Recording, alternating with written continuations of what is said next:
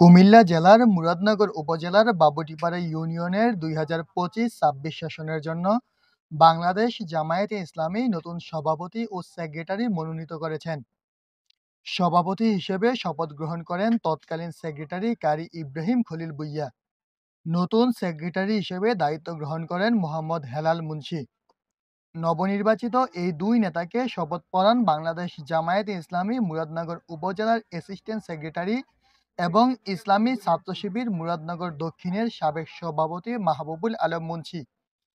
অনুষ্ঠানে বিশেষ অতিথি হিসেবে উপস্থিত ছিলেন ইসলামী ছাত্র শিবির মুরাদনগর দক্ষিণ শাখার সাবেক সেক্রেটারি মোহাম্মদ সুহেল এবং জামায়াতে ইসলামী বাবুটিপাড়া ইউনিয়নের অন্যান্য নেতৃবৃন্দ ও জামায়াতের কর্মী সমর্থকেরা।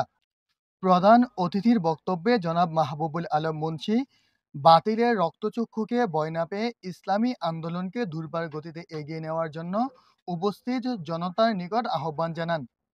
এছাড়াও তিনি বলেন, বাংলাদেশ জামায়াতে ইসলামী ক্ষমতার রাজনীতি করে না, বরং কল্যাণ ও সুন্দর রাষ্ট্র গঠনের জন্য কাজ করে যাচ্ছে।